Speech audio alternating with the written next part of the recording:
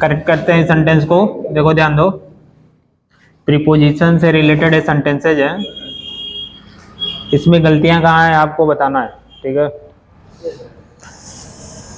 ऐसे ही वाक्य आपको मिलेंगे एग्जाम में भी, और गलत कहाँ है आपको बता देना है तुरंत। फिक्स प्रीपोजिशन अगर पढ़े हैं यहाँ ध्यान से आप, तो आप तुरंत बता दें। यहाँ पे देख रहा है, कह रहा है pay attention at what I से। हिंदी होगा, जो कुछ मैं कहता हूँ उस पर ध्यान दीजिए। तो गलत कहाँ है, एट में गलती है, प्रीपोजिशन गलत लग गया, क्योंकि हमने आपको बताया था अटेंशन के बाद हमेशा क्या लगाना है, आप लगाने के लिए, टू लगाने के लिए बताया था। तो हो जाएगा pay attention to what I से होगा। अब ये सही है, pay attention to what I से। अभी तो आज ही तुरंत बताया हूं कि अटेंशन के बाद आपको हमेशा क्या लगाना है, टू लगाना है, ठीक है। दूसरे वाले में देखिए, कह रहा है कि Varanasi is famous in temples. Varanasi मंदिरों के लिए प्रसिद्ध है। हिंदी तो ही निकलना चाहिए, ठीक है।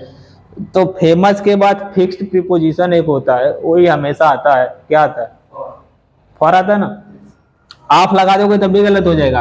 आपको इतना पता होना चाहिए कि फेमस के बाद हमेशा हमें क्या लगाना है, फॉर लगाना है, फॉर। इन नहीं आ सकता कभी भी, इन आएगा तो गलत करते हैं वाक्य को। तो हो जाएगा Varanasi is famous for temples.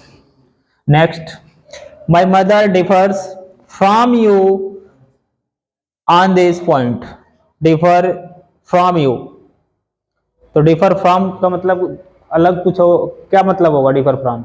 Differ from अभी भी बताया मैंने, क्या होता है उसको, हाँ। डिफर के साथ विथ आ जाए तो क्या होगा, मतभेद होना ना।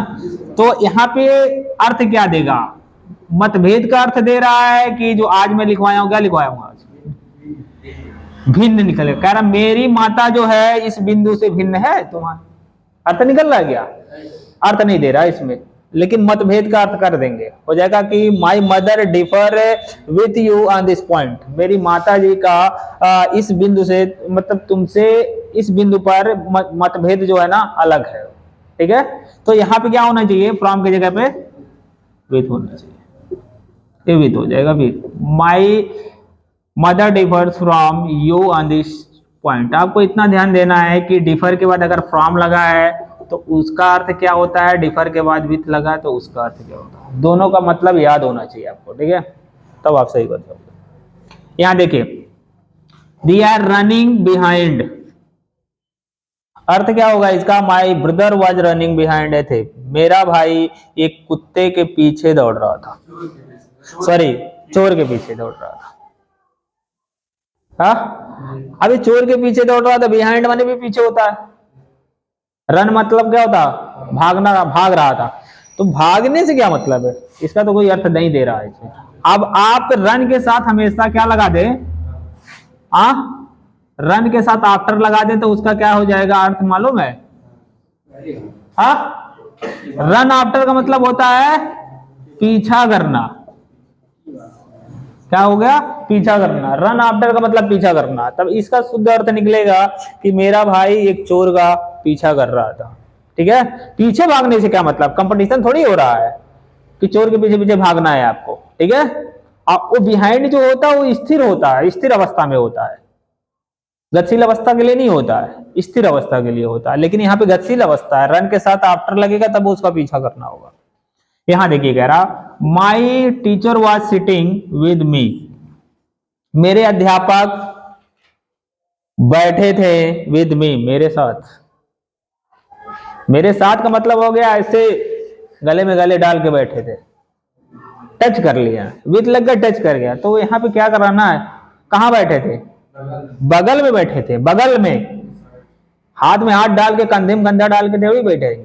तो क्या होना चाहिए बगल में का, बिसाइड्स हो जाएगा। बिसाइड्स होगा कि बिसाइड होगा, बिसाइड होगा। देखिए यहाँ पे भी थोड़ा सा अंतर होता है, बिसाइड्स भी होता है और बिसाइड भी होता है। पास में या बगल में की अंग्रेजी बिसाइड होता है,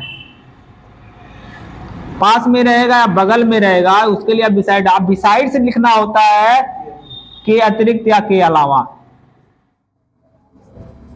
क्या अतिरिक्त, के अतिरिक्त या के अलावा के लिए आपको लगाना होगा बिसाइड्स। ये सही हुआ। तो यहाँ पे आपको हटाना होगा विथ, इसके जगह पे लगाना होगा बिसाइड। हो जाएगा my teacher was sitting beside me. Beside वाला पढ़ाया था मैंने स्टार्टिंग में। चलिए नेक्स्ट पे आते हैं। तो नेक्स्ट हमारा क्या कह रहा है कि माई सन हैज बीन सफरिंग, मेरा लड़का पीड़ित है, फ्रॉम फीवर, किससे?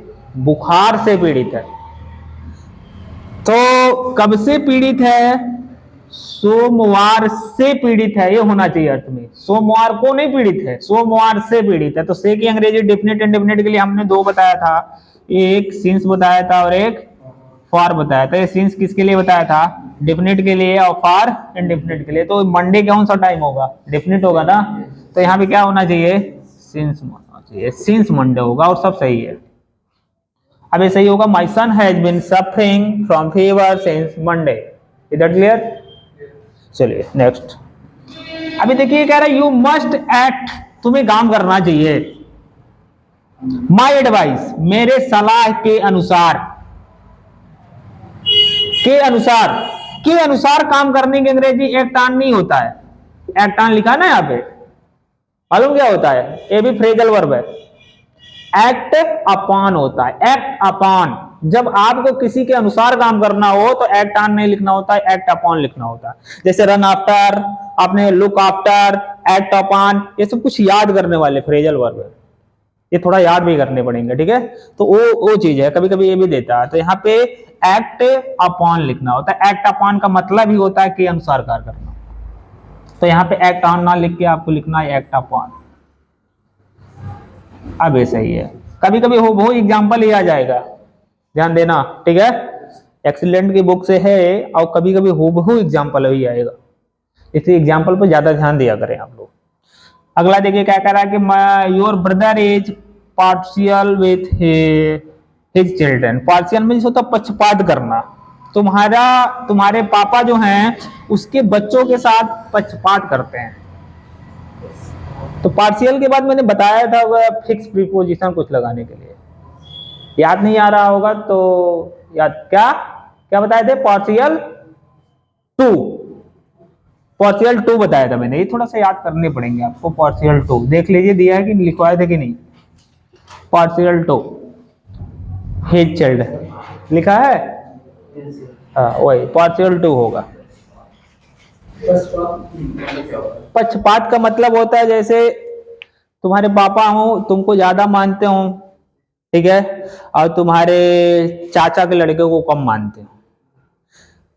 और नजदीक में आएंगे तो मान लो कि तुम लड़के हो और एक तुम्हारी बहन लड़की है, तो लड़का होने की वजह से तुमको ज्यादा फेवर करते हो और लड़की होने की वजह से उसको कम फेवर करते हो, या तो लड़की होने की वजह से उसको ज्यादा फेवर करते हो तुम्हारे कम।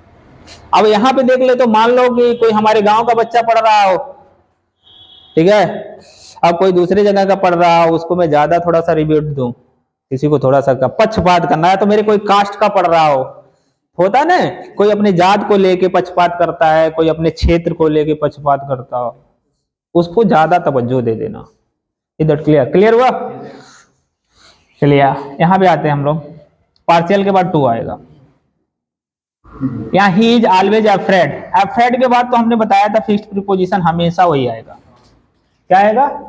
ऑफ आएगा। बस आंखें बंद करके ऑफ लगा दो, बस कुछ करना है नहीं। जहां भी अफ्रेड दिखे आंखें बंद करो, ऑफ लगा दो, बस कुछ पढ़ने की जरूरत नहीं है। अफ्रेड के बाद ऑफ आएगा तभी सही होगा, अफ्रेड फ्रॉम नहीं कभी हो सकता। जब भी होगा अफ्रेड ऑफ ही आएगा। लिखवाया होगा उसको भी, अफ्रेड ऑफ भी। इसको देख लेते हैं इसमें कहाँ गलती है। ये बहुत ही अच्छा है, कह रहा कि the umbrella was on his head. ये देखो प्रीपोजिशन है, थोड़ा सा सेंस से समझना होगा। इसका मतलब होगा कि छाता उसके सर पर था। सर पर था तो मतलब टच कर रहा था सर को, रखा था क्या उस पे? हाँ ऊपर था ना, उसके जस्ट ऊपर है ना, लंबवत है ना, सर के लंबवत है ना छाता, तो क्या होना चाहिए? ओवर। क्या होना चाहिए? ओवर होगा। यहाँ पे आन की जगह पे ओवर हो जाएगा। The umbrella was over his head हो जाएगा, ऐसे आएगा। क्लियर? कोई दिक्कत? एबव, तो एबव केवल सबके उसमें कई लोग नहीं है ना, सबके सर के ऊपर नहीं है ना, केवल आप ही के सर के ऊपर है ना।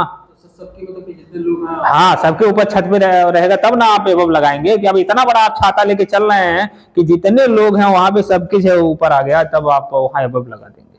बहुत ज्यादा फैला, वो केवल लंबवत आपके है, बात जिसकी हो रही है केवल उसी की लंबवत अगर रहेगा तो आपको ओवर ही लगाना है।